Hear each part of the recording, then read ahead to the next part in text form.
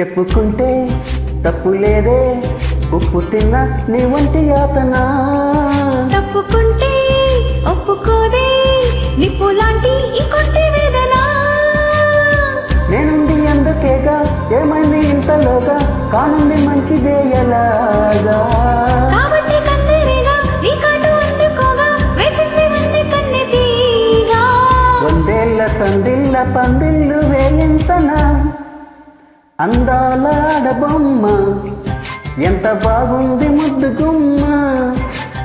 అట్టాగా చూడకమ్మా, కందిపోతుంది కన్నె జన్మ. కుచిల్ల కోనలోన కన్ను చిక్కుకుంది, రక్షించు నన్ను చప్పున. గుప్పెల